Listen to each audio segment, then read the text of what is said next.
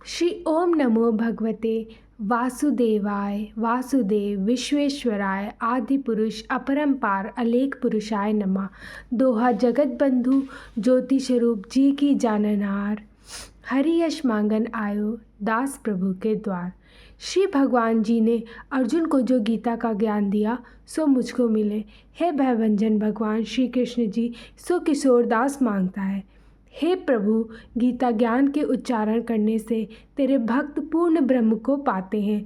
हे प्रभु, आपकी शरण में पड़ा हूँ। किशोर दास और कृष्णदास अति दीन गरीब है और आप परम प्रवीण आरत दुख भंजन हो। हे श्री कृष्ण भगवान, तेरे संतों और भक्तों के हेतु मैं यह ज्ञान भाषा में कहता हूँ। कौरव और पांडव महाभारत के युद्ध को चले। तब राजा धृतराष्ट्र ने कहा, मैं भी युद्ध को देखने चलूँगा। तब श्री व्यास जी ने कहा, राजन, नेत्रों के बिना क्या देखोगे। राजा धृतराष्ट्र ने कहा, प्रभु जी, देखूंगा नहीं तो श्रवण तो करूँगा। तब व्यास जी ने कहा, हे राजन, तेरा सारथी संजय जो कुछ महाभारत के युद्ध की लीला कुरुक्षेत्र में होगी सो यहाँ बैठे ही श्रवण करावेगा। व्यास जी के मुख से यह वचन सुन संजय ने विनती करी, हे प्रभु, यह हस्तिनापुर में बैठे मैं कुरुक्षेत्र की लीला कैसे जानूंगा तथा राजा को किस भांति कहूँगा। तब व्यास जी ने प्रसन्न होकर संजय को यह वचन कहा कि संजय, मेरी कृपा से तुझे यहाँ ही सब दिखाई देगा। व्यास जी के इतना कहते ही उसी समय संजय की दिव्य दृष्टि भई और बुद्धि भी उसकी दिव्य भई। अब आगे महाभारत का कौतुक कहते हैं, सो सुनो। 7 अक्षौहिणी सेना पांडवों की और 11 अक्षौहिणी सेना कौरवों की, यह दोनों सेना कुरुक्षेत्र में जा एकत्र भई। धृतराष्ट्र ने पूछा, हे संजय, धर्म के क्षेत्र कुरुक्षेत्र में युद्ध की इच्छा से एकत्र हुए मेरे और पांडु के पुत्रों ने क्या किया।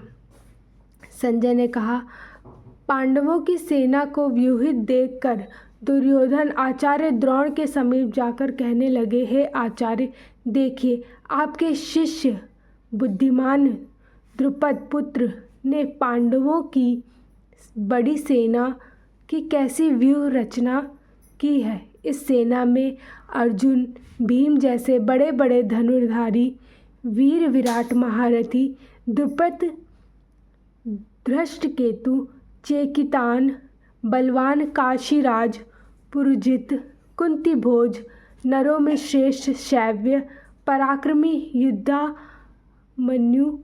युद्धामन्यु, बलवान उत्तमौजा, अभिमन्यु और द्रौपदी के पुत्र सबके सब महारथी हैं। हे ब्राह्मण श्रेष्ठ, आपके स्मरणार्थ अब मैं अपनी सेना के प्रधान सेनापतियों के नाम बताता हूँ। आप भीष्म, कर्ण, युद्ध विजय, कृपाचार्य, अश्वत्थामा, विकर्ण, सोमदत्त का पुत्र भूरिश्रवा और बहुत से शूरवीर मेरे लिए प्राण तक देने को तैयार हैं। ये लोग शस्त्र चलाने में अति निपुण हैं और सब युद्ध विद्या में प्रवीण हैं। हमारी सेना का, जिसके भीष्म रक्षक है, अपरिमित बल है और उनकी सेना, जिसके भीम रक्षक हैं, थोड़ा बल है। अब आप सब अपने अपने मोर्चों पर सावधान रहकर सेनापति की रक्षा कीजिए। भीष्म पितामह ने दुर्योधन को प्रसन्न करते हुए और ऊंचे स्वर से गर्जते हुए शंख बजाया। फिर वहाँ चारों ओर शंख, नगाड़े, ढोल, गोमुखादि अनेक बाजे बजने लगे, जिनका भयंकर शब्द हुआ। जिसके अनंतर सफ़ेद घोड़ों के रथ पर स्थित माधव, श्री कृष्ण और पांडव अर्जुन ने भी दिव्य शंखों को बजाया। श्री कृष्ण ने पांचजन्य और अर्जुन ने देवदत्त नामक शंख और भीषण कर्म वाले भीम ने पौंड नामक बड़े भारी शंख को बजाया। कुंती पुत्र राजा युधिष्ठिर ने अनंत विजय, नकुल ने सुघोष और सहदेव ने मणि पुष्पक और धनुर्धर काशीराज, शिखंडी, धृष्टद्युम्न, विराट, अपराजित, सात्विक, राजा द्रुपद और द्रौपदी के 5 पुत्रों और महाबाहु अभिमन्यु, इन सब वीरों ने अपने अपने शंखों को बजाया।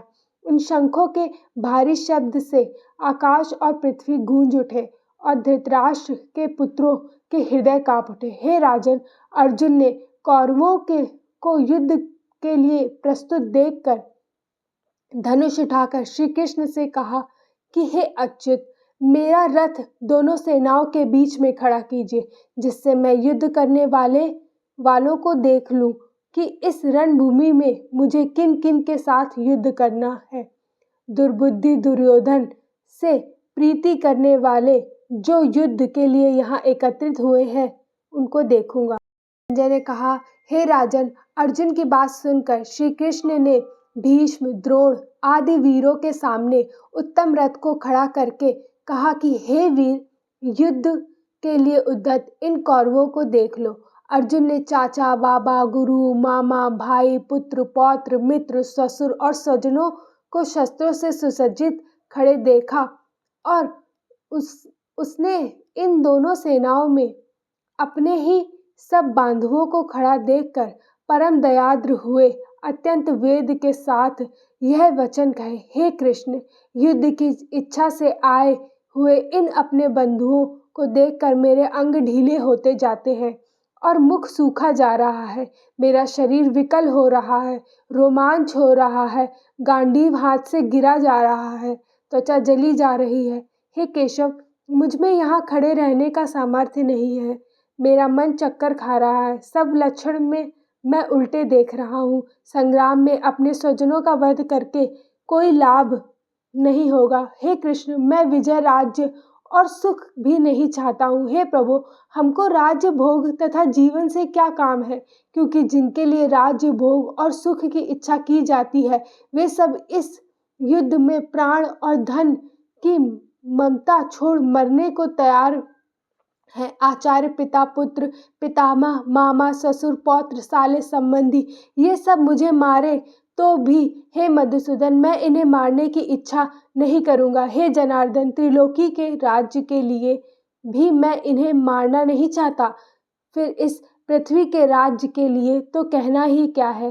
हे जनार्दन, धृतराष्ट्र के पुत्रों को मार कर हमारा क्या भला होगा, इन आतताइयों का वध करने से पाप होगा, इसलिए हमें अपने भाई धृतराष्ट्र के पुत्रों को मारना अनुचित है।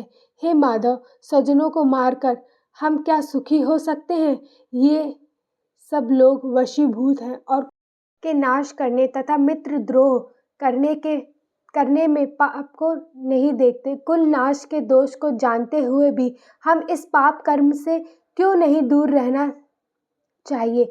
कुल का नाश होने से कुल के प्राचीन धर्म नष्ट हो जाते हैं, फिर धर्म नाश होने से कुल में पाप बढ़ता है। हे कृष्ण, पाप से कुल की स्त्रियां व्यभिचारिणी होती हैं, जिनके वर्ण संकर संतान उत्पन्न होती है। वह वर्ण संकर जिन पुरुषों ने कुल को नष्ट किया है, उनको तथा उस कुल को नरक में पहुंचाते हैं, क्योंकि श्राद्ध, तर्पण आदि बंद हो जाते हैं। वर्ण संकर बनाने वाले दोषों से कुल ध्वंसकों के जाति, धर्म और कुल निरंतर नाश होते हैं।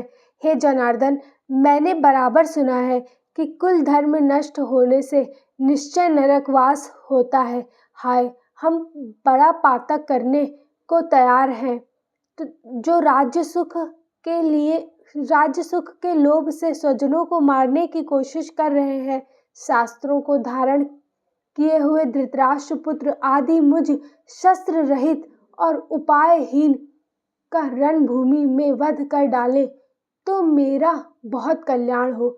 संजय ने कहा, हे राजन, यह कहकर अत्यंत दुखित होकर अर्जुन ने उसी समय धनुष बाण फेंक दिए और रथ के पिछले भाग में जा बैठा। अतः पहला अध्याय यही समाप्त होता है।